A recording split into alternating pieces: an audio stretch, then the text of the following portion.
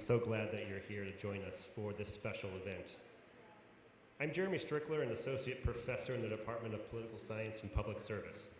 Tonight's event is the first of several that will be held over the next month as part of the election preparation series, coordinated in collaboration between Mocs Go Vote, a committee of faculty, staff, and students aimed at increasing civic participation on campus, and the Office of the Provost.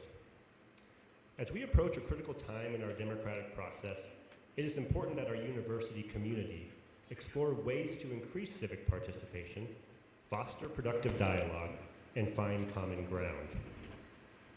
Tonight's event highlights the role of higher education in promoting civil discourse and engaging diverse perspectives and the value of understanding opposing views in a polarized world. Subsequent events will focus specifically on the dynamics of the 2024 election and its outcome. Next Wednesday, the 16th, at noon, here in the UC auditorium, I will be joined by my colleague in the Department of Political Science and Public Service, Dr. Chris Acuff, for a discussion of election administration and voting rights.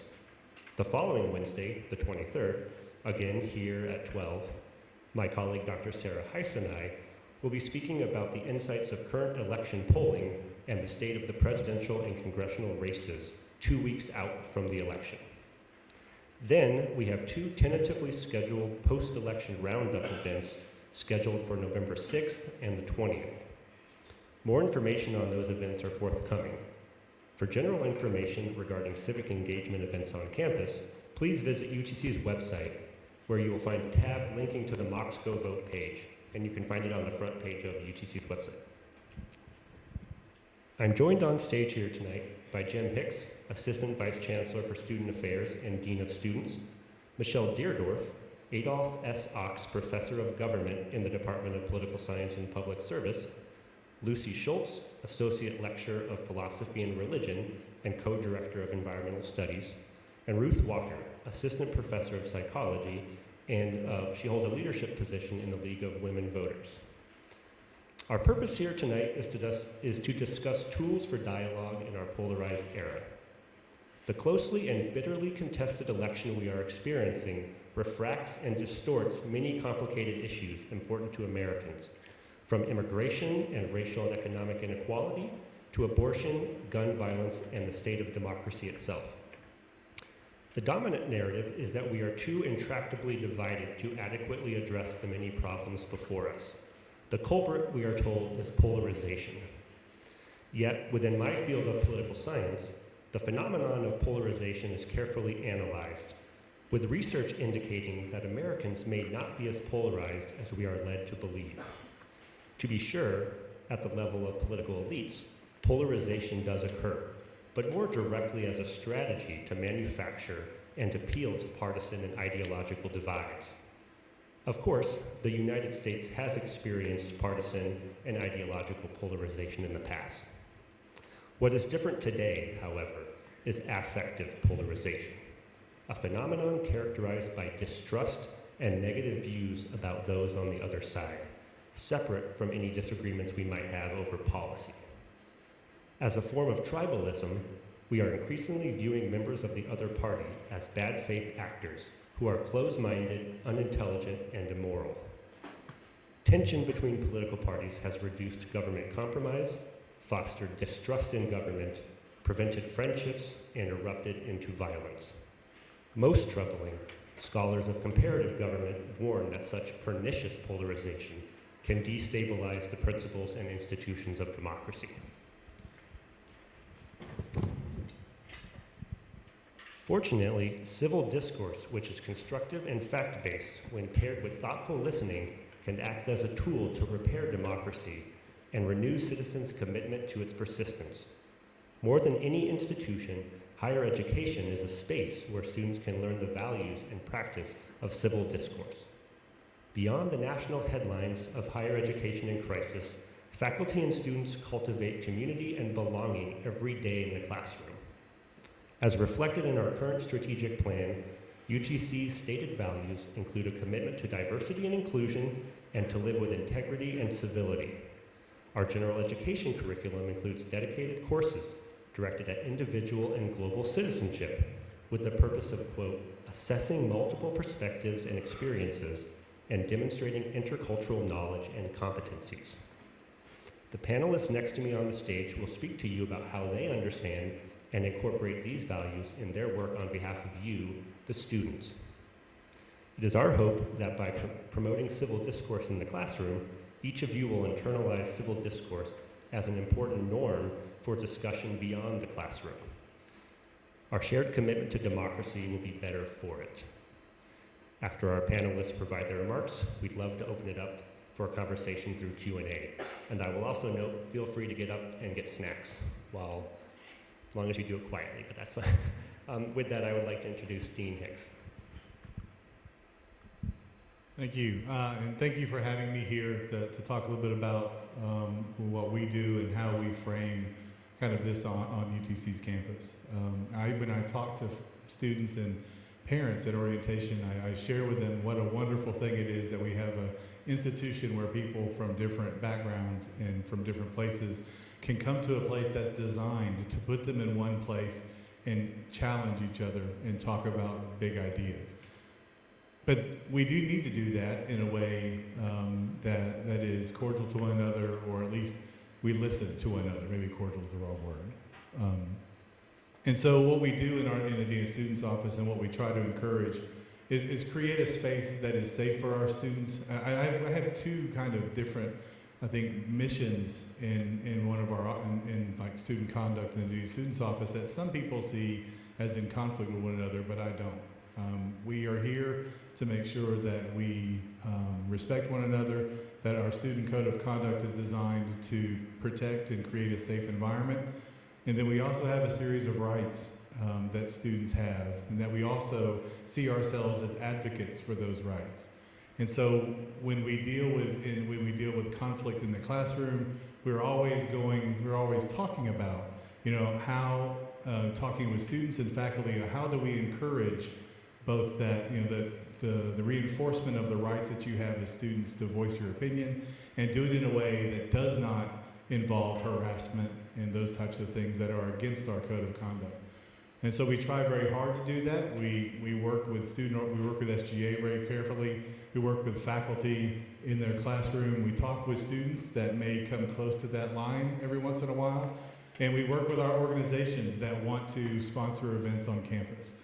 We even work with our street preachers when they decide to come close to campus, and we talk with them about our policies and procedures.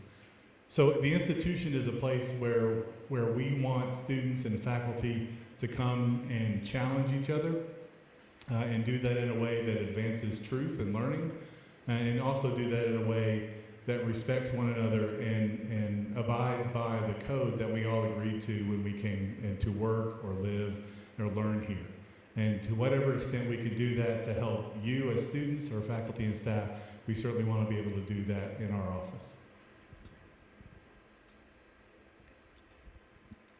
So I've been asked to talk about one particular class that I teach, but I want to say that this class is in the context of a larger departmental curriculum designed to help our students think about how to talk to each other across the political divide. So I'm a political scientist, and so as you can imagine, in the political science major, as I know many of you are out there, it's a discipline where we have strong opinions, and we disagree with each other a lot.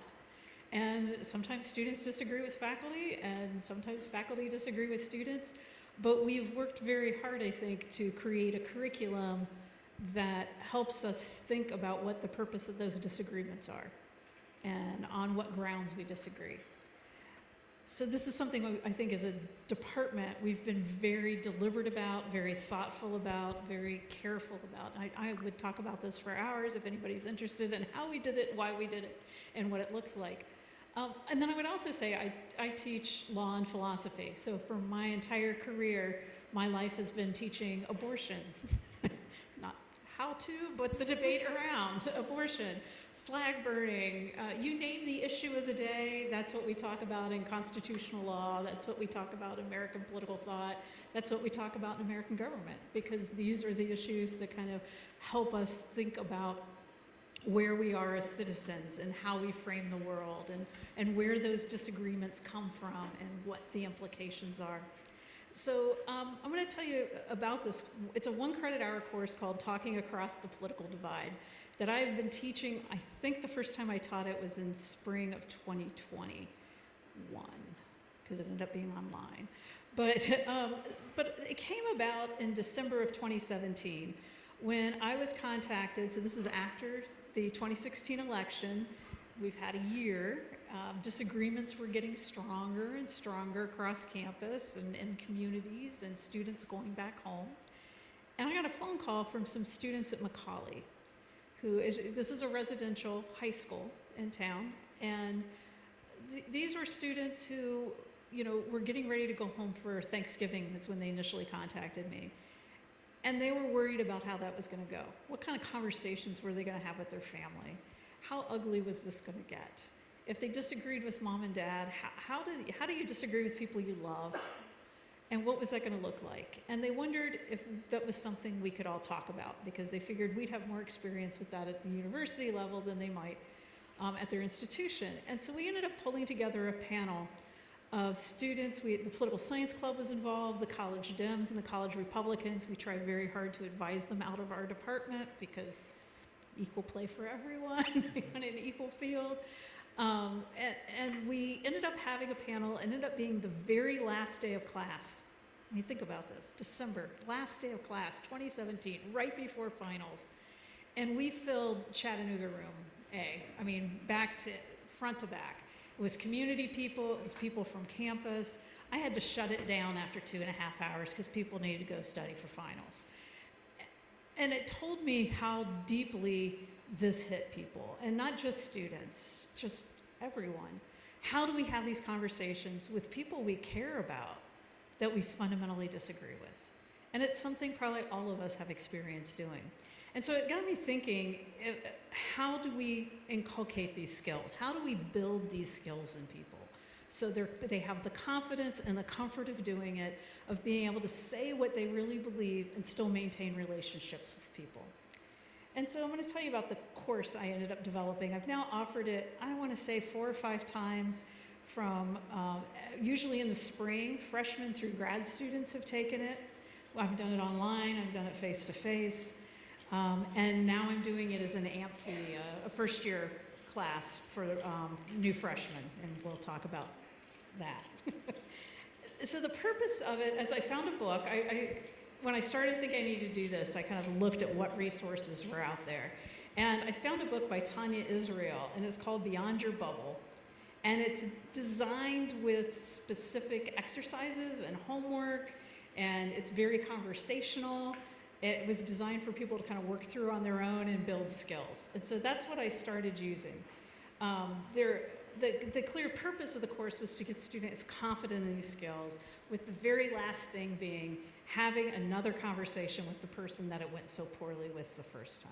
The reason why they decided to take the class. That they were going to have that conversation, and then we were going to come back and talk about it. So the practice, we have in-class exercises, we have take-home exercises where they kind of think through motivation. Why do they want to have this conversation?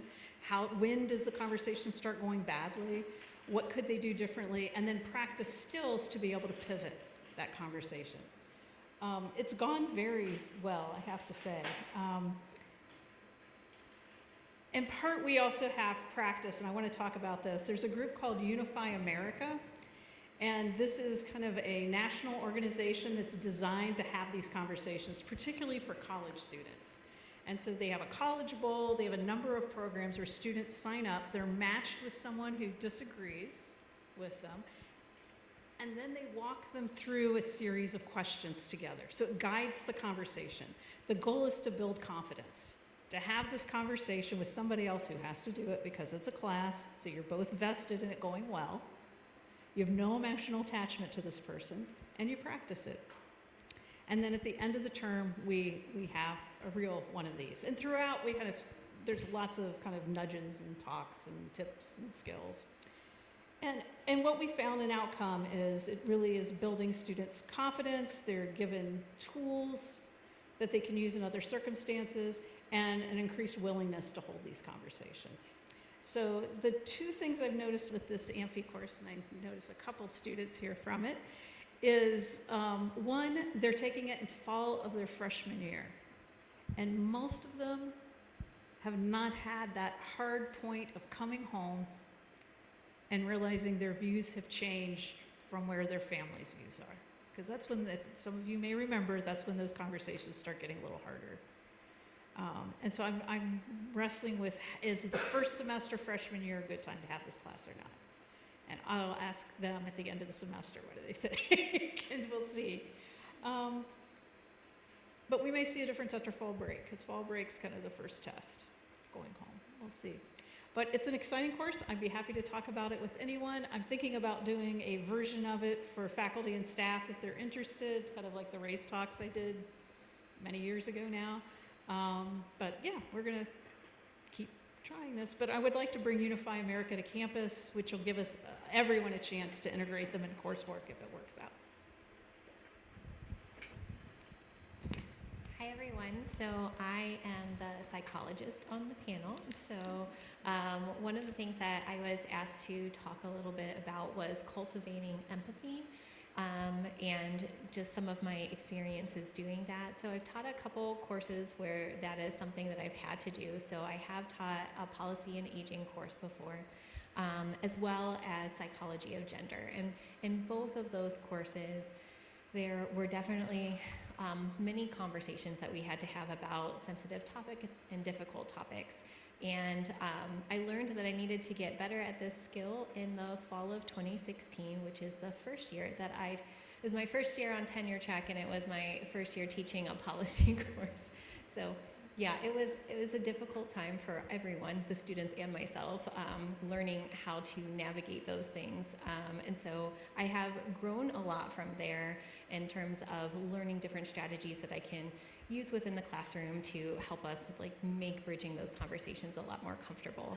So one of the things I just wanted to start us off with was just talking about what empathy is. And there are definitely different definitions or different types of empathy that are out there. So one is an emotional empathy where we kind of feel what other people are feeling. And then there's also a cognitive empathy where we can see things from somebody else's perspective. And so typically in the research, we're kind of focusing on that cognitive empathy, because if you have too much emotional empathy, being in psychology, that can drain you a lot, particularly people in counseling. So we have to be cautious about that. But what we know about empathy is that it predicts pro-social behavior. So people who have good amounts of empathy, they're more likely to volunteer, for example. They're more likely to help others. In my research on sexual assault, they're more likely to have higher intentions to help someone who's been assaulted or may possibly be assaulted. So empathy is definitely something that doesn't develop naturally. So I am a developmental psychologist, and we start to see empathy developing in kids somewhere between 3 to 5. It starts to get stronger after age 5, where they start to be able to see things from other people's perspective and engage in those pro-social helping behaviors to help somebody else if they notice them in distress, for example. So one of the strategies that I use to cultivate empathy is really just laying a very clear foundation the first week of class. And I do that in a couple of different ways. So one is just helping students understand these different psychological concepts that impact how we react to hearing things that don't align with our own beliefs and our own experiences and the facts that we know. And so I talk about the different reactions that they're going to have, and we talk about how they're going to feel emotionally as well as cognitively to learning new information and hearing different people's perspectives. So I want to prepare them for the different emotions and things that they're going to go through, and also some of those defensive reactions that they're going to have to that. So they know that they're going to have it ahead of time, and I talk them through the research, and we do some activities based on that. I also talk about the importance of where we get our information from. We learn how to use the media bias charts, for example. We learn about nonpartisan policy institutes, about peer-reviewed research, about if we're going to talk about facts that we support it by getting those facts from reputable sources. So we go through and we talk about what that looks like and where we can get that information from. I'm in psychology, so we talk about the American Psychological Code of Ethics, and that as psychologists and students in psychology, we are bound by this ethics code that we are not going to be biased against others, that we're going to learn about different perspectives and people so that we don't unintentionally demean or diminish anyone and we don't cause any harm. So I just remind them of that, that commitment that they have to our discipline. And then I also remind students that we're all here in the classroom because we want to learn, and what I try to do and what I ask them to do is to assume that everyone in that classroom has good intentions, that no one is intentionally saying something that might hurt somebody else. It is an opportunity for learning and for growth, and to try to approach it in that kind of a way. And then the last thing that we do is we set our classroom guidelines. And these are guidelines that they set themselves, and I'm going to walk you through some of the guidelines that students in my class have come up with over the years, and just talk you through how they align with the different aspects of cultivating empathy. So when we want to cultivate empathies, for example, one of the things that we want to do is we want to ask questions of people. So we want to ask open-ended questions, and we want to be open to hearing what those responses are. And so some of the rules that students had come up with that very much aligned with this was to avoid accusatory language, use I statements instead of you statements, to be cautious of their tone. And one of the things that students had added to this that I really liked is to the importance of stating your intentions. So for example, they suggested, I'm asking this question to understand, just so everyone knew where they were coming from with that question. Another strategy is to engage in active listening, or in the words of my past students, to listen to understand rather than to respond. So engaging in active listening means that we are just listening to the person while they're talking about their perspective, about their experience, about whatever that is, and trying to understand their frame of reference rather than coming up with our argument that we're going to have to come back at that in some way. And some ways that you can do that are just by showing nonverbal cues, by nodding, by using open body language. And some of their other suggestions were to avoid interruptions and to criticize ideas and maybe behaviors, but not people. Another third way, a strategy for cultivating empathy, is to identify common ground. And so rather than focusing on differences, focusing on similarities and identifying those places where we have those common interests. So in psychology, when I was teaching policy and aging, for example, we all cared about older adults, and we knew that coming in. And so that was a place where we could all come together. And when we were analyzing a policy or a candidate, we were really thinking about, all right, how are their policies going to impact older adults, this group that we all agree we care about? In psychology of gender, it's like we're all here to learn about gender, unless they just couldn't get into another class at that time, but we committed to that. And so that was one of our shared areas of understanding. And so throughout both of those courses, we would share stories and perspectives, and research has found that when we engage in that storytelling, that we find connections with others and we can build that common ground together as well. And then a fourth way is to expose yourself to differences.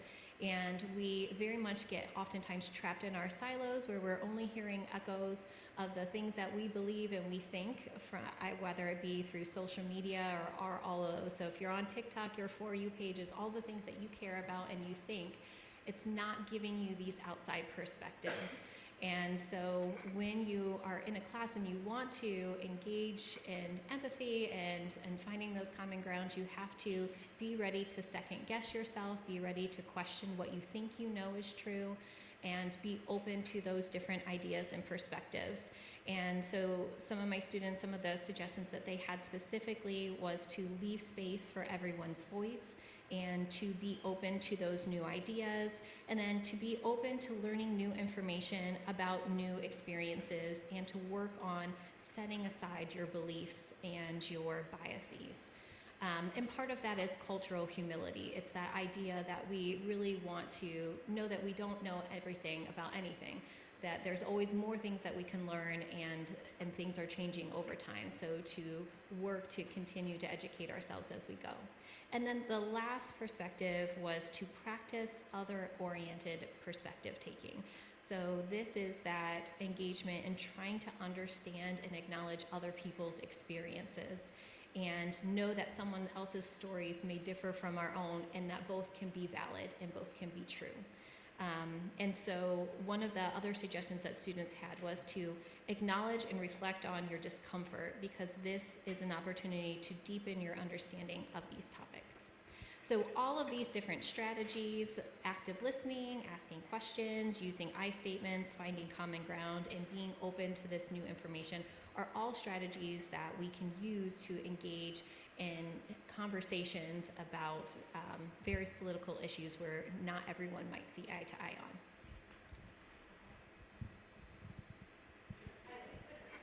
Yes, thank you. That was really interesting, and some of the things I'm going to talk about, I feel also parallel some of the activities you have. So my name is Lucy Schultz. I'm a philosophy professor, and I'm going to be talking about using critical thinking for productive dialogue. So all of your professors teach students how to think critically in our courses because it's a necessary skill within every discipline. However, within philosophy, we offer courses that reflect specifically on the nature of truth, how it is discovered, and the arguments made in defense of various viewpoints. So critical thinking courses are common in philosophy programs, but when I arrived at UTC 5 years ago, I noticed that we weren't currently offering one. So I took it upon myself to design one and make it a part of UTC's general education curriculum. So I think it's important that students gain critical thinking skills and have the opportunity to practice them, because they are absolutely essential for engaging in civil discourse in a democratic society. It's important that students gain critical thinking skills and have the opportunity to practice them. So I designed Philosophy 1110 Applied Critical Thinking with the expressed purpose of giving students a place to reflect on the value of truth in our contemporary society. So my remarks today, I'm basically just going to give an overview of that course and talk about how it prepares students to engage in productive dialogue about controversial, often polarizing topics. So the course is divided into 3 units that cover essential critical thinking and reasoning skills, and after each unit there's a series of application exercises in which students have the opportunity to apply these skills to a given hot-button contemporary issue. So Unit 1 covers foundations of reason and argumentation, and it begins by exploring what critical thinking is, why it matters, and why people often fail to do it. So we talk about different theories of truth, how to distinguish between facts, opinions, and beliefs, and students learn to identify the parts of arguments such as premises and conclusions, and they also just learn about how to evaluate arguments and respond to others, and distinguish between different types of logical fallacies. So the application exercises following this unit deals with the topic of abortion. So for the first assignment within this module, students must evaluate 3 common arguments, both for and against increasing access to abortion. And then they're asked to present possible counter-arguments to them. Then they watch a documentary called Speak Out, I Had an Abortion, that tells the stories of 11 women ranging in age from 21 to 85 who have received abortions for all types of reasons. And the reason why I really like showing this film is because it personalized the issue. It gives a rare glimpse into these women's lives and their reasons for seeking abortions, their feelings about it, how the decision affects their lives. And I often hear that students say that I never realized that so many people who had abortions were already mothers, or, I didn't realize that, people who were religious, would talk to their pastors about their decision to have an abortion. So it just really kind of opens up their understanding of just what women go through when they consider that decision, and just makes them kind of more aware of like the concrete reality. And so the final part of this module, students are asked to have a conversation with another person outside of the class about the ethics of abortion, and then describe how the conversation went on an online discussion forum. So for this assignment, they can choose who they want to talk to. Often it's a roommate, a coworker, a family member, but they have to take the opposing view of their conversation partner, even if that means that they have to play devil's advocate. So having read the different arguments, both for and against increasing access to abortion, and watching the film, they have a lot of information, and hopefully have the ability then to kind of inhabit the logic and the viewpoint of someone on either side of the debate. Okay. And sometimes students say that it was very easy, or sometimes that they say it was really awkward, and very few times they actually say that it got heated, but it does happen. So that's the first unit. The second unit is on critical thinking and media literacy, and this unit focuses on skills for evaluating different kinds of media and claims made by them, and a big part of this unit involves identifying various forms of biases, both within ourselves, importantly, and in the sources where we get our information. We talk about misinformation, conspiracy theories, and what some scholars have called the post-truth era, in which people choose to believe what feels right rather than what is supported by evidence. And one of the key concepts in this unit is confirmation bias, which is the tendency to notice, focus on, and give greater credence to evidence that fits with our existing beliefs. And this can also mean that we reject information that challenges what we think is true. This is a huge obstacle to critical thinking, because we have to, especially when we're in a media landscape that is shaped by algorithms that basically create a bubble that we exist within. So this unit really emphasizes lateral reading techniques and the importance of fact-checking. So the application exercise following this unit covers topics related specifically to general elections. And the first few semesters that I taught this class, we focused on the 2020 presidential elections and claims about voter fraud. But this semester, I've updated this module to tackle issues mounting in the present election. So first, again, students must evaluate opposing arguments, and this time I have them consider arguments for and against expanding voter access and the rhetoric around promoting election integrity. So this is the issue about, well, can you have same-day registration, or does that, lead to people, voting multiple times? So we look at arguments on both sides of that conversation. And then I have them do a project in which they are tasked with making a short-form video evaluating at least 3 media sources on a particular topic. And this semester, I've given them a list of 5 sources discussing claims about undocumented immigrants voting in the general election. So the 5 sources that I provide them range in views. Some are left-leaning, some are right-leaning, some are objective reporting, some are op-eds and opinion pieces. So the students are responsible for identifying what kind of source is this, and then determining what the credible facts within it are. And then the students then post their videos to an online discussion forum and are encouraged to comment on each other's work. Okay, so I just want to make a shout out to Sarah Cantor, a media librarian, and some of the other librarians like Dunson McNutt for their help in developing that unit in particular. They're really great. So finally, Unit 3 is titled Truth, Science, and Values, and it explores the basics of the scientific method and the relationship between science and religion. So specifically, we cover inductive reasoning, which is the process of forming theories based on empirical data. Inductive arguments make use of causal reasoning, which uncovers the relationship of cause and effect in different phenomena.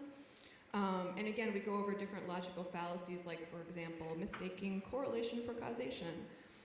So in this unit, we also talk about the importance of authoritative experts and the way scientific information is conveyed by the media, so tying in some of the skills acquired in Unit 2. And it ends with a discussion of the relationship between science and religion and the extent to which critical thinking is compatible with religious faith.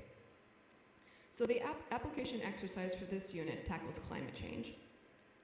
So I have them watch a TED Talk by Katherine Hayhoe titled, "The most important thing you can do to fight climate change is to talk about it." So it employs or provides strategies for effectively discussing this topic with others. Hayhoe is interesting because she's a climate scientist. She's the chief scientist for the Nature Conservancy, and she's a distinguished professor in political science endowed chair in public policy and public law at Texas Tech. And she's also an outspoken Christian and appeals to her faith when describing the importance of responding to climate change.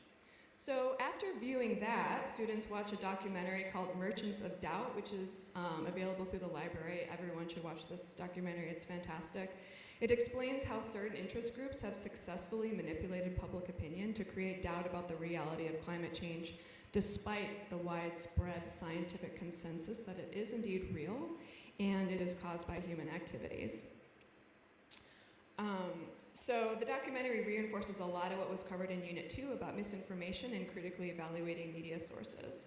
So next, instead of having students evaluate opposing arguments, I have them consider 6 common arguments that are often made by climate deniers, right? And then I have them read rebuttals to those arguments that are informed by leading scientific organizations, including the Intergovernmental Panel on Climate Change and the U.S. National Academy of Sciences. And then their last task in this module is to make an infographic designed to educate others and promote productive dialogue about the problem of climate change. And again, students share their infographic on a discussion forum. So just to wrap up here, the culminating assignment in the course is a final paper in which students write about the value of truth in a democratic society. And for this, students basically write about whatever critical thinking skills and concepts they think are most important for living together in our contemporary day within a democracy. It's basically an opportunity for them to synthesize what they've learned throughout the course. So to summarize and conclude, in my applied critical thinking course, students acquire the skills necessary to make effective arguments and thoughtfully respond to others in conversations about difficult topics. In other words, I teach them how to engage in productive dialogue. And I design application exercises that make students familiar with various arguments, often leveraged on either side of a debate, and give them factual information relevant to the topic. And I include documentaries because I think they really highlight the personal experiences and help to really humanize the topic and make it relatable to their lived experience. And then you have to give students an opportunity to practice these skills. So that they'll have the ability to feel confident to have difficult conversations about controversial topics in the future. And my hope is that, if we can really scale these skills up, if we all become better critical thinkers and better communicators, we should be less likely to fall into the traps of polarization and approach one another with receptivity and openness. Thank you. Thank you. Well, as you can see, we've got just a handful of faculty members and my colleagues that I asked to participate, and there was many more I could have asked. So this is happening in classrooms across campus where we're trying to cultivate empathy, practice productive dialogue, and really make this a space where we are learning to be engaged citizens, learning to be better people, so that we can build a better democracy. It's something that I'm very passionate about. I teach repairing American democracy. And there's lots of things that we can do, including institutional change, but one of the fundamental things is really just to become more small d democratic, which requires that we communicate and we engage with one another. And so I'm just so pleased to have the opportunity to share the work that's happening on our campus. And what I would like to do now is to kind of open it up and ask, especially the students out there, if there's a recent experience you had where you wish you may have handled a conversation differently, or you wish you maybe had some of these skills or training, or generally just any questions you have about how you might handle those dinners back home with your family when you go back, or questions about campus policies, or even some of my other colleagues that are out there, if you have stories that you want to share about the way that you help cultivate productive dialogue in the classroom. So please, I hope we have some questions out there, some feedback. And actually, let me get a mic. Can I give you a mic, Pastor? And also, if you had a note card that you had a question written on it, Dr. Heiss can also collect that, and I'd be happy to read the question.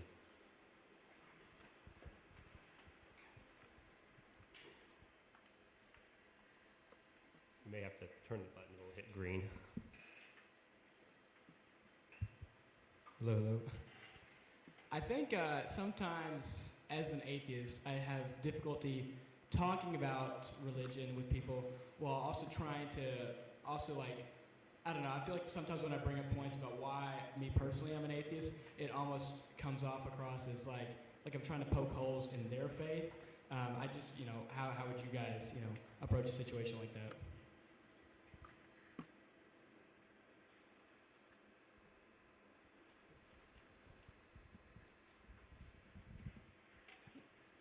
I came at it from the opposite. I studied political science at an evangelical college. Now, back before evangelicalism took a hard turn to the right. So we actually had lots of debates and discussions, but one of the things they told us is that even though your beliefs are based on your worldview, you can't assume other people share that worldview. So you have to find ways to communicate that doesn't assume a shared worldview. And so that's, I think, good rules for all of us to live in, right? Is to say when someone brings up based on their worldview, well, that's not a worldview I share. Are there other reasons why you might think I would find it compelling? Where I don't want to debate worldviews with you, right? Those are kind of articles of faith, even if they're atheistic faith, right? They're kind of where we've let our belief lie. But we can still have conversations, though we don't share those fundamental assumptions about the world around us. But I think acknowledging that with the other person, that we don't share a worldview on this, and that's okay, that it doesn't bother you not to share a worldview, your goal is not to challenge it. I think you talk about it directly, but say, I'd be interested in knowing how you think about this issue. I think one of the things in talking to students about it that often happens is, why do we want to have these conversations? If we want to have these conversations to change the other person's mind, or as you say, the assumption that you're trying to poke holes in their perspective of the world, then it's not going to be productive. Because if someone sits down with you that you don't really know and wants to tell you all the ways you're wrong, or even if they know you really well, that isn't going to change your mind, right? It's just going to make you defensive. So I think the trick when you have these conversations is to kind of reframe the lay of the land. I'm not trying to convince you. I'm just really curious about how you think about this and why you think about it the way you do. And if you frame it that way, I want to understand you, not I want to convince you you're wrong, then we're going to have much more productive conversations. Just to follow with that, I think that's great. Those are skills that can apply to any conversation. Specifically on the atheism topic, I think that, as philosophers, world religions, I think that it's important to just recognize that people go through a lot of stages in how they understand something as, big as the concept of God and, the origin of existence and all that kind of thing. So, some people go from being really religious to being atheists. Some people are atheists and then they discover a spirituality. And so just kind of recognizing that people's beliefs are evolving and just being kind of open to, maybe I'll learn something and my ideas will evolve too. It kind of creates that humility and openness that actually kind of leaves space for a deeper understanding of the world.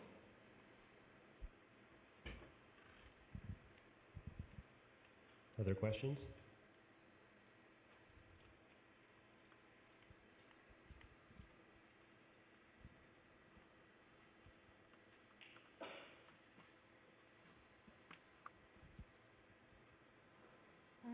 I work as a political canvasser when I'm not in school, and this question is about that.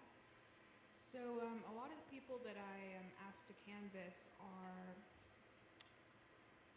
about as low as you can get on the economic scale of the amount of income that they bring in. So not only can a lot of them not get to the polls, but a lot of them don't even understand how our basic governmental system works. And so usually when I come to their house or wherever it is that they're living, or if I see them on the street and they want to talk to me, their question usually isn't tell me about the candidate, it's I don't understand why you're out here for this position because it doesn't matter.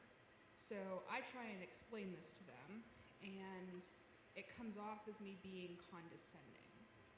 So I guess my question is, how do I relate this information, not being condescending? Or the other thing that happens is that they go, oh, well, you saying that means your logic leads me to make me vote Democrat.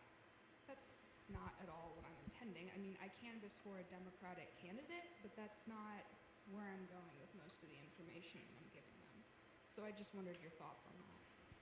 Yeah, that's a great question.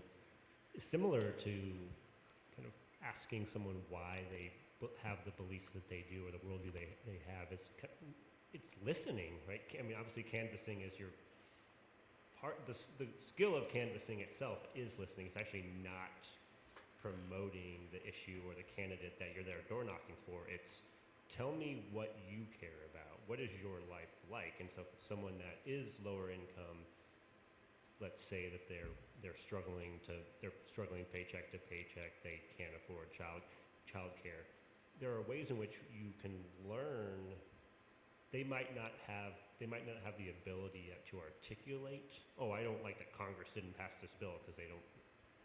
But they are experiencing some challenges, some problems that can be addressed by government with their representatives collectively by joining some organizations.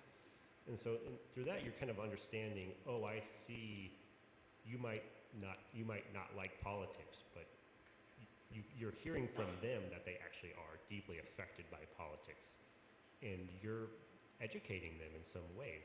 And I get the point about not wanting to come across as condescending, and that's why I think it's important that we have spaces where civic education happens, and it's why I love higher education, but it shouldn't be the only place where we educate about politics. It used to be, I mean, unions played a really important role for a lot of our history in promoting and actually learning about and educating about the political system. It happens in churches. In fact, part of this election preparation series, one of the other events that's happening is actually happening off campus. The Chattery, my colleague, Dr. Acuff, and actually my other colleague, Dr. R.J. Groh, are giving sort of one night, here's American politics, here's the structure of government in an hour and a half, right? And it's something that I'm interested in doing. And so I think there's ways in which we can educate, but you have to do that through listening first and kind of seeing what are the problems that they have, and you can help them articulate what it is that they're experiencing. I just want to commend you for doing that work. That's excellent. Thank you.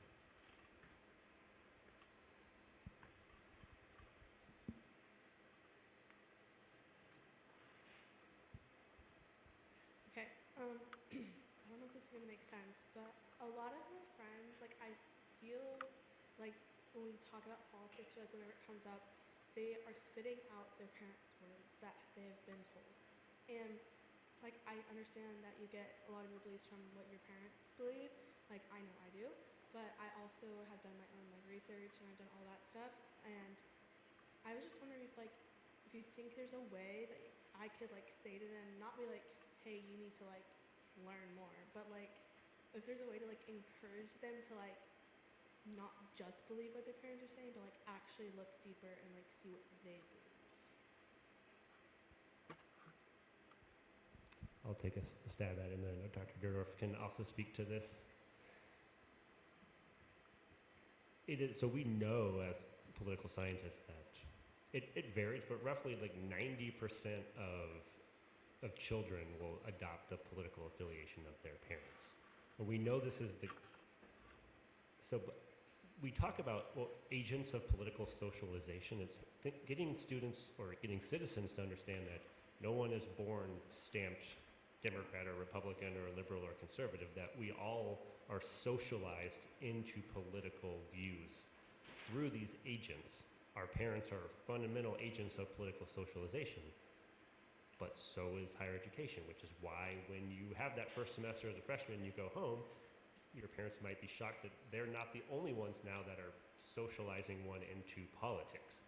The church is another agent of socialization. The media, the times in which you grow up, the world around you, your generation is fundamentally going to be shaped by COVID and the lockdowns. It's just like prior generations were shaped by World War II, the Great Depression, Vietnam. And so I think you just have to get your friends to consider what it is that they care about and try to think about, well, you might just, you're learning about that from one agent of socialization, you know, to use that language, but one of the things that also happens is when you go to college, besides the classroom experience, you are introduced to peers, particularly from diverse backgrounds, and so those are other agents of political socialization. And it might be that those friends are just reinforcing their worldview or their political preferences because that's truly how they feel, and those are the positions that they want to take. But encouraging them to consider that if they haven't seriously considered alternatives, I don't like to use the language of alternatives, but that there's other ways to think about issues by understanding where someone else is coming from and not being afraid to interact with difference in that way. And it's very challenging, but it is the case that a vast majority of citizens do go on to carry the preferences of their parents because they, from a very early age, are socialized not only to be Democrats or Republicans, but also to not care about politics or to be deeply invested in politics. If your parents were activists, either on the left or the right, you might be socialized into that. But if you grow up with the news never being on, always hearing that politics is just a racket, it's full of corrupt, bad faith actors, then you also are socialized into not caring about politics. But that can change just like someone's relationship to religion can change. Socialization is happening constantly, so people are always going to be met with new stimuli and experiences that are going to shape that in really strange ways. And I'll just add one really quick thing is that I think what you can do sometimes is just share your own story about how you came to arrive at your particular beliefs. And then maybe you can say, well, I used to think a lot like my parents, but then I started to, experience this, and maybe you're going to reference some of those different influences. And this, but personalizing it, and again, it kind of reminds me of what Dr. Walker was saying about I statements. When you speak from your own point of view, it's not like you're telling another person what they should do, but it's giving them a different way of thinking that hopefully they'd be receptive to. I would just add on to that change takes a long time. And you might have this conversation and you might not get the reaction that you had hoped for, and it might come much later. So that 2016 fall class really did not like me. And for a variety of reasons, but I introduced them to a lot of things that they were not ready for and that were very new to them. But interestingly enough, many of them found me later and then expressed how much they appreciated the different things that they learned from the class and the different viewpoints. And for some, it took a couple years to come around. But that kind of development and changing of belief systems and things like that can just take a long time. So telling stories and connecting with them on that level is really important, but also just being patient would be important. Well, I guess my question would be why change their minds? Maybe it's helping them understand why they think they believe what they believe, right? That's what you're looking for, is those deeper conversations, not just, well, this is what I've always believed, right? This is what I was taught. You want them to think about, why do you believe this? And that's the conversation that's the interesting one, right? So you claim this, well, help me understand why. What leads you to that outcome? And as they, as you're part of this process and we're part of this process, the idea is over time they come to believe this for themselves for their own reasons, right? Not just because this is what they were told that a good person believes. It's okay. I listen to a lot. So I advise our Student Government Association. And so we have students from all over the campus who have different viewpoints, and they come together. And occasionally they have those. I hear those conversations between the two of them. And I think it was said earlier, and I will challenge you to flip the roles and say that person may be thinking that I only get my viewpoint from where I came from, and I might be wrong. And so I've got, when I talk to our students about some little life rules that I go by, and one is enter into a conversation with the understanding that you could be wrong. And enter into that understanding, I think someone else said this already, that they are coming at this in good faith. And I think those two things, that maybe you call it humility and empathy together, really result in some amazing conversations when I tell students, hey, you need to flip the perspective a little bit, and let's put yourself in that role. They may be thinking the same thing about you, and so how do you frame that in a way that both of you can kind of start to talk about things, from a slightly different perspective.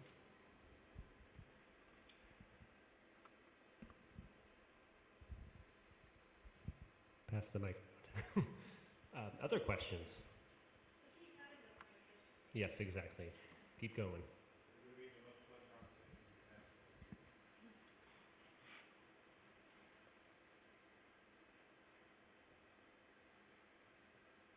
Other experiences or questions? Oh, Bella's got a question. My Repairing American Democracy students are stepping up. There we go. Yeah. I didn't have it fully formed in my mind yet, so forgive me if it's a bit open-ended. I was kind of thinking about experiences I had this summer. I had an internship.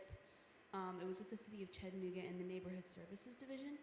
I was writing a report, and so I was in charge of interviewing different neighborhood association leaders. I spoke with over 45, and it was one of the most incredible experiences I've ever had. I grew up in Chattanooga, so it was seeing all these different neighborhoods like Hill City, Glass Farms, Bushtown, all these different places with so much history that I knew about but couldn't connect to. But as I was interviewing these people, sorry, I ran out of breath.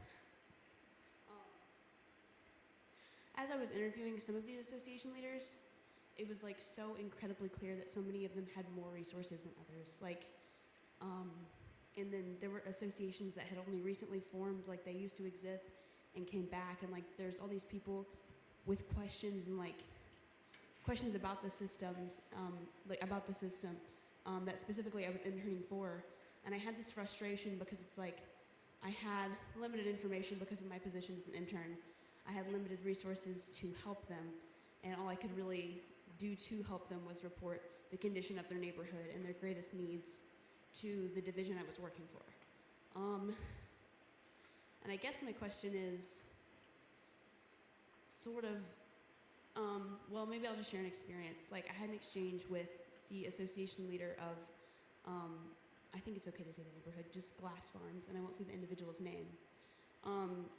This was only the second year that they had been doing these sorts of interviews, in the internship position that I had. But the woman I was speaking to, she was to be totally honest, I haven't seen any difference from the division. Any sort of difference has just been outreach and things like that. There's no change in the conditions of our neighborhoods. We don't feel more heard necessarily. And she said that she was afraid it would just become a process of she said, people like you talking to people like me, and nothing comes from it. And that was completely valid, and I didn't know what to say to her. And I just don't know what to do with that experience, I guess.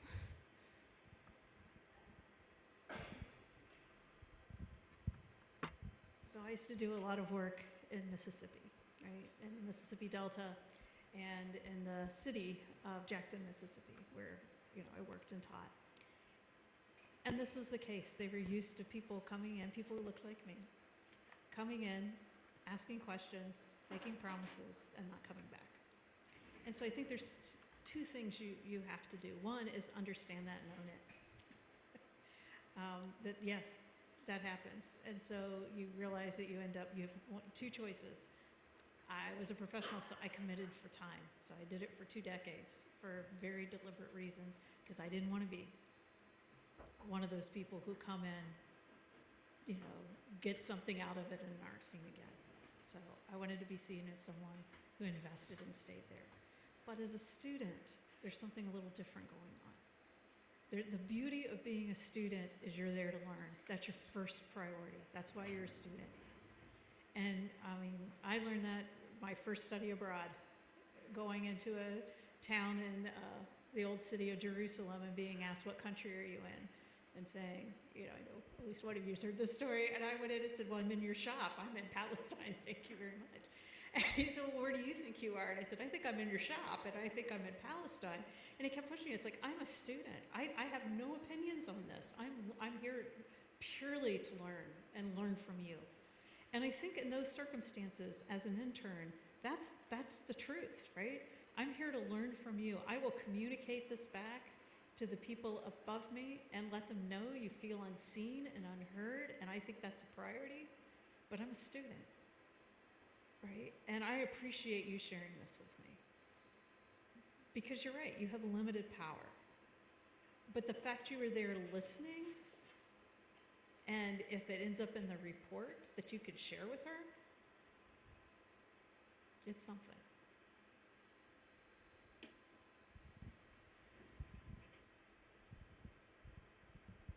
Yeah, thank you, Bella. Autumn, did you have a question?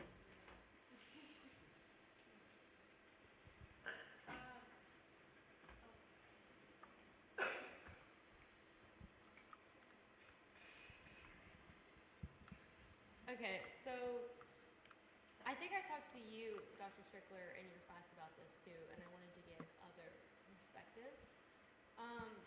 But the problem of having a conversation with someone who refuses to look at the facts, and I was telling you, Dr. Strickler, my roommate's grandfather was like refusing to accept that climate change is real.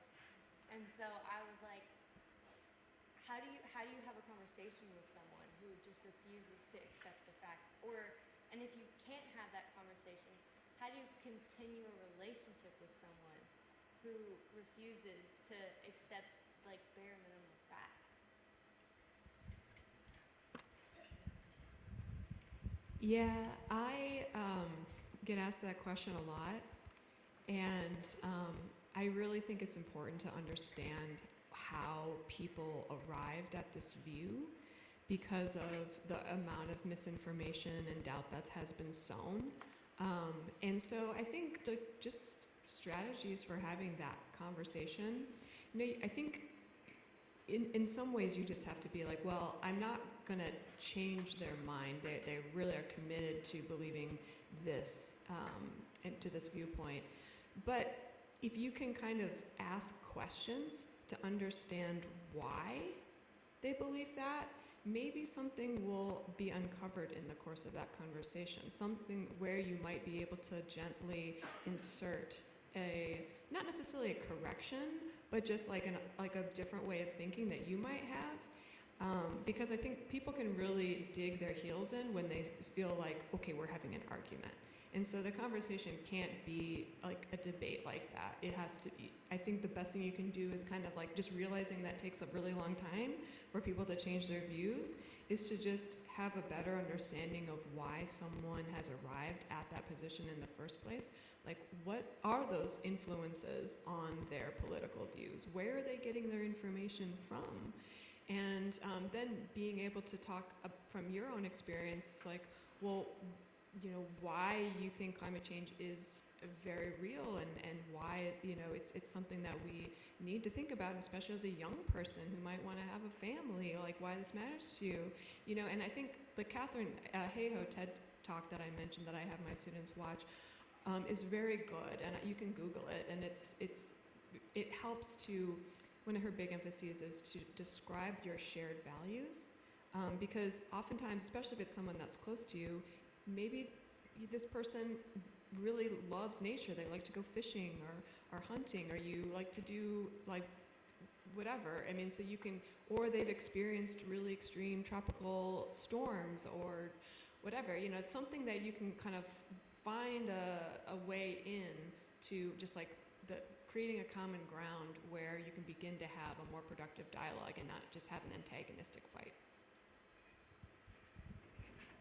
I have these conversations a lot with my dad. And they were easier pre-2016 to have. And I just have to remind myself that I love him very much and that we have a lot of shared interest and values, and that I can't approach a conversation hoping to change his mind because I'm not going to change his mind. So what we sometimes do is we find the gray areas where we have overlap. And we've been able to do that on quite a few topics that have been really interesting to me that I did not anticipate that we would find it.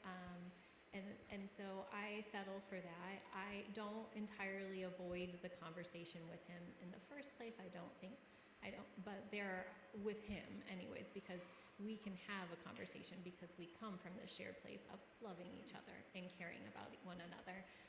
But there are certainly other people that we don't have that shared ground that I would not engage in those conversations with, and sometimes it's just not productive for your own mental health to engage in those, particularly if you're engaging in them with the purpose of trying to change somebody's mind. So know that even if you disagree with someone on these different things, you can still love them and you can still care about them, and it is still okay. They can still be a good person. And so those are sometimes some of the things that I just remind myself when my dad and I are ending a conversation and maybe we did not find common ground. Yeah, remember, we have the family too. We all wrestle with this as well. As a political scientist, when I meet people, or I have people from the community come to my office feeling the need to share their view of politics, which happens more than you would think. I've learned one thing that's helpful for me to kind of identify what kind of conversation we're going to have is I've learned to ask what evidence, what information, what piece of data would change your mind on this issue. What would you need to know? And if their response is there's nothing, there's no evidence, there's no data, well then you're not really having a conversation about policy with this person. This is an article of faith for them, right? This is this is part of their identity. Yeah, this is like religion for them. And so if that's the case, then you're going to have a very different conversation. And it helps. Okay, I'm going to pivot here. Now I'm just going to listen about why they feel this way and what is the fear behind it, because there's usually a lot of fear behind it. And if you can get them to talk about the fear, then maybe we can have a little more productive conversation about ways of kind of addressing the fear that underlies it. But it helps me because I quickly gauge what kind of conversation we're going to be having, and I know where not to put my energy.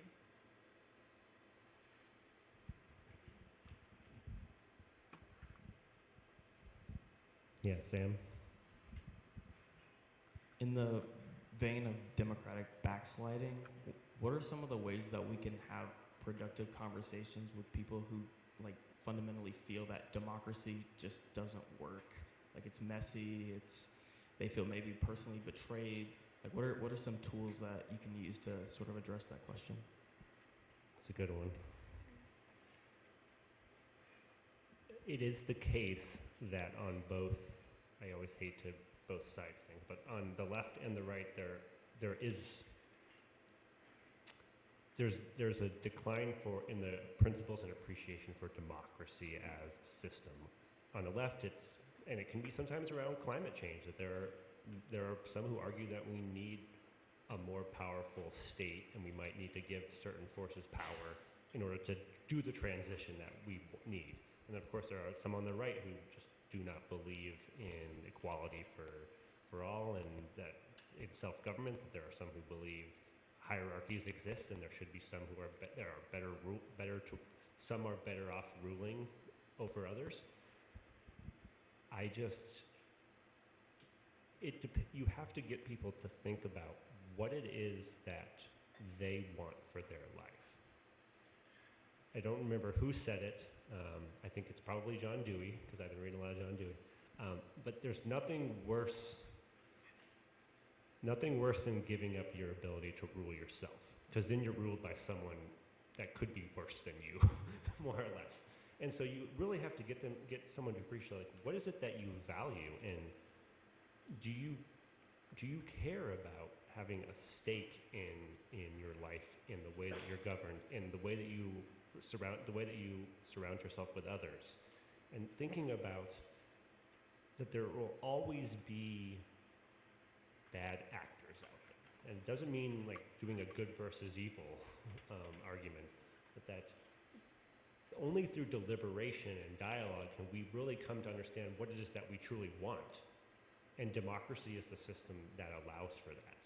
And so when you're talking with someone who says, it's all messy, I don't think, I don't trust my fellow citizens, I don't think they're smart enough to engage, that's really sad. And this is why everything about rebuilding democracy has to be centered around education. It goes to this point about the citizen who doesn't know, maybe can't name their representative, can't name any policy that's passed, but they're certainly being affected by politics. And so many people are upset about democracy because they feel like they actually don't have enough power. And the way to get more power is to mobilize collectively and to talk out what kind of world do we want to live in. We necessarily live in a society, and we have to come to terms with the fact that it's a pluralistic society.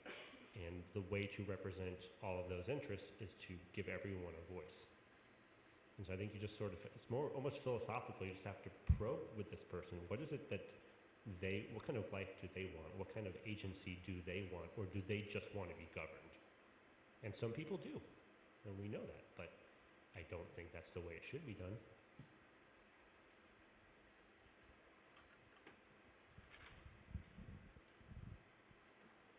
There's another hand up, but I just wanted to say that I've been this might seem like a tangent, but I've just been really heartened by seeing the way that communities have come together recently in response to the devastation of the recent hurricane. And like, we live together in a society, and we do care about one another. And I think that it's easy to get cynical and think that we're all just so divided and we have all these differences, and to really kind of lose faith in the idea of democracy. But I think that there is a brighter side, and that when we appeal to the better side of people, that we really do have the ability to come together and take care of one another and fight for change. And so let's not undersell our ability to do the hard work of democracy. I think it's possible. We just have to have the will and the desire to go for it. Yeah, and I've also probably said this in class at some point, but one of the problems with democracy today is that we don't have enough of it. And so one of the reasons people turn away from it is they literally have not experienced democracy, not in its true potential. So anything wrong with democracy can be solved with more democracy. And I fundamentally believe that so much of our lives are lived in a way that we don't have agency over the way that we are living. And so we see it in the workplace, we see it even within forms of education, we see it in the economy. I believe that we just fundamentally don't have enough democracy, and so the only way you can build trust in it is to actually practice democracy. And when you don't practice it, you don't know how liberating it can be.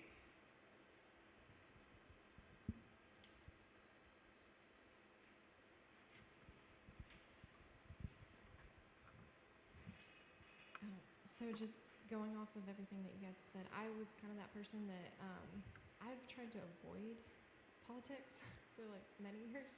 And it's because it is so divided and it is so like conflictual that a lot of times it can just like bring you down emotionally and mentally, just draining. So I guess my question would be, how do you engage in politics and how do you become part of the change for creating better democracy in America? How do you engage in a way, what are like practical ways that we can engage and be a difference and be part of the change without kind of getting dragged down? It's a great question. Kind of two things I hear there. The first is the feeling that we are getting crushed by division, and we disengage because it feels so awful and there's landmines everywhere you go. And one of the points I was getting across my brief opening remarks is that I don't want to claim that we don't have division. But those divisions should be on policy. But we know that political elites, particularly at the party level, they want to sow that division. They want you to feel disengaged because there's an incentive to turn certain people off of politics. And so part of that is by design, and so we have to just recognize that this isn't the way politics has to feel. We have to be aware that there's an incentive structure that political elites can use to make us turn off from politics. And so to get engaged then, I think I study national politics, but I think engaging locally, finding an issue, or engaging locally and or finding an issue that you are passionate about. If it is the environment, it's getting involved in conservation efforts locally, or it's attending a lecture put on by someone from the city parks department, or if you're interested in the issue of gun violence, it's getting involved in an interest group. And that doesn't mean that you go lobby necessarily, but finding other like-minded citizens, you associate with them, you realize that I'm not the only one who feels this way, and there's things that we can care about. And change, as we've noted many times, change can take some time, but it also can happen rapidly. So I teach a public policy theory course, which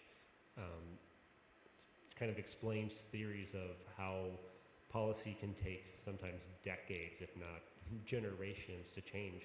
But then other policy can switch on a dime when certain things happen, when people are mobilized to care about an issue.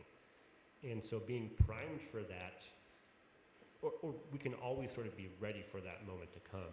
And from the local all the way to the international, we can find ways to be engaged. If you're interested in foreign policy, you can, particularly if you're interested in like human rights, you can get involved with a local refugee organization or a local organization that helps bring refugees in. I think it's always easier to go to a place that you're comfortable, and usually that is the local. And there also is the potential, I don't think we'll see, but social media, when it first emerged, was supposed to be the great leveler and was supposed to allow us to find these networks of mutual aid and care across wide expanse. And we've seen what social media has become, but that doesn't mean it can't change. That there aren't ways that we can connect across barriers, across borders, to locate people who are as passionate and who are as committed to issues that you are. And just recognizing that you're not alone itself can be really powerful. And claiming your sense of agency. That you're, one person, I'm not going to say, one person can make a difference, that sort of thing, but it's important that you recognize that if you are feeling this way, other people are as well. And it's collectively, when you get that sense, that you can do things in larger numbers.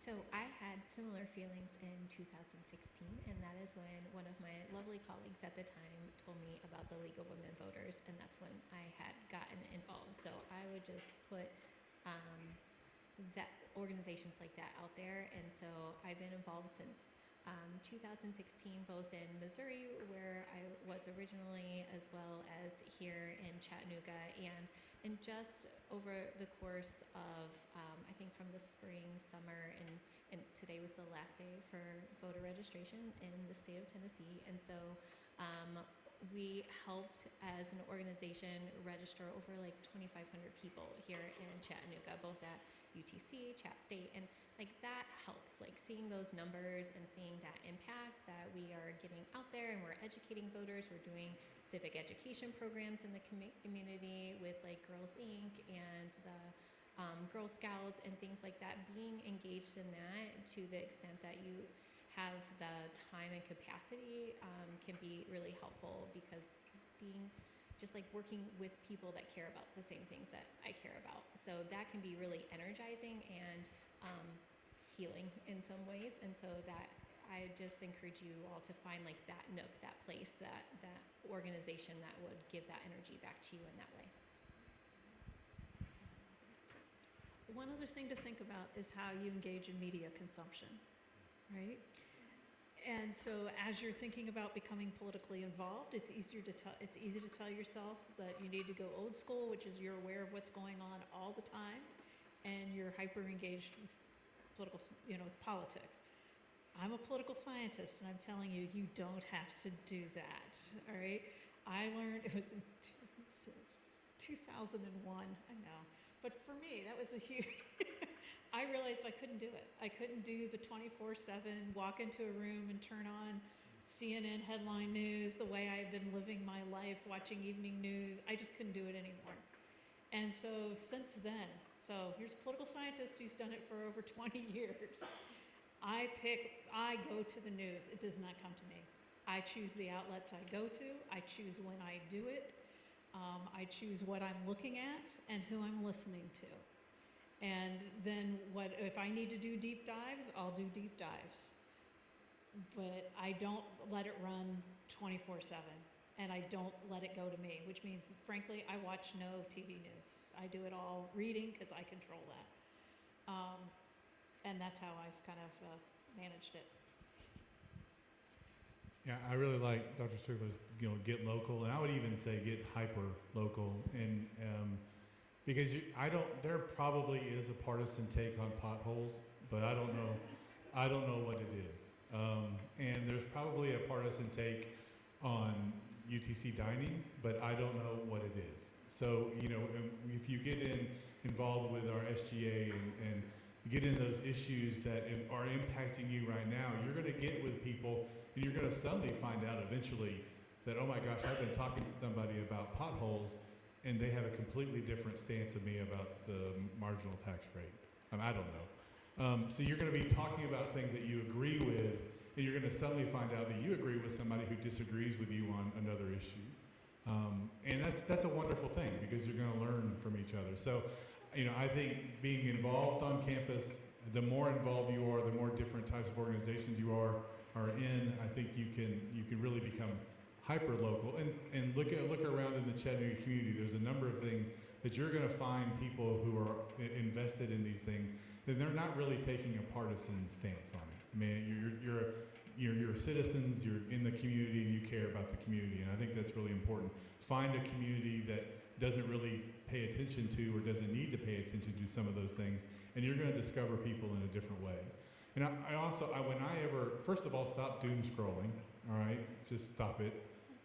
If you find yourself, when you're scrolling on TikTok and the person comes up and says, hey, you've been scrolling a lot, put it down.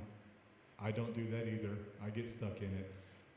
But stop doing that. And then realize whenever I get stuck and think, oh my gosh, how bad it is, please remember we shot each other for 4 years in the late 19th century. I mean, things have been way worse than they are now.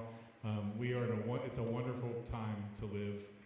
It really is. We have air conditioning, and so really, I try to remember those things and remember that it's a wonderful place, and then focus on those things that really impact you and your community. You're going to find people who disagree with you on other things, but are right beside you on that pothole in front of your house. So.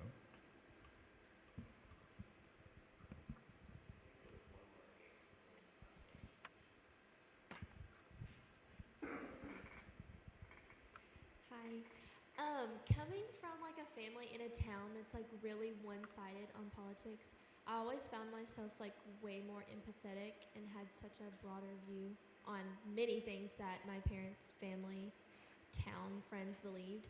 And like especially in high school and coming to college, I found myself to agree with some other people, not completely change my view on things, but like just have been more understanding and like you're talking about empathetic, just a lot more than my family, and they can just not fathom that I understand what some of these people are talking about.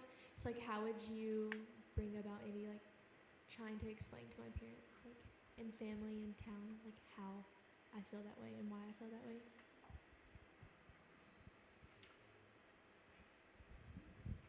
Sorry, I'm trying to think through how you need to justify being an empathetic person. I know it's hard. Like it's weird. But yeah, it does. And so I know that it's a thing. So I'm just trying to think through how I would blame school. Be like, my teachers are telling me that I need to do these things and think this way. But also, when I'm trying to talk with family members about that, I try to approach it in this way, that like in order to be a good student, in order to be a good person, in order to be a good whatever like your future career and your profession is, I have to be able to approach things in this way. I have to be able to connect with people in this way. And the best way for me to be able to do this is to be able to find these connections and be open to listening to their ideas and understanding that people come to this world with a lot of different perspectives. And in that way, that might be one way that you can explain it. In order for you to do your job as a student and as a future professional, you have to be able to have these skills. It doesn't mean that they have to have these skills, but it definitely means that you have to, and if they want to learn them, then you would be very happy to like talk them through some of these practices of engaging in empathy.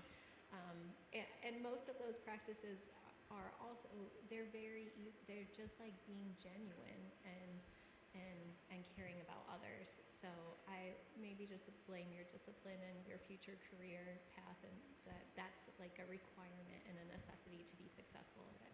I'm majoring in education, so it's definitely something that I'm glad I have that for the future. I think it's so essential that we just remind each other of our mutual humanity, and like who are those people? I mean, what is that? I mean, that's just the language of polarization, that there's those others who are different. But we all need clean air and clean water. We all need food and shelter, and we have loved ones. If you have families and kids and pets, you care. You know, there's so much that we share. And so just to be able to listen and understand, like, oh, well, this is their reasoning. This is why they take this position, because this is what they care about. And so just being able to explain that, I mean, just makes it, I think in my teaching, just being able to understand both sides doesn't mean that you are agreeing. It just means that you can see it from that perspective. And because they're another human and they have their reasons and their interests. So I think just backing away from that othering of people, and that's part of the tribalism, and that, you know, you just can't identify with someone who's like a Republican or a Democrat because of this and that. It's like, well, you know, at the end of the day, we go home and we like pet the dog and have dinner. You know, we're not that different. So being able to find those just basic humanity is like, sadly, I guess, we have to remind ourselves of that these days. Great. Well, I want to thank you all for those excellent questions and for coming out tonight. And let's get a round of applause for our panelists here.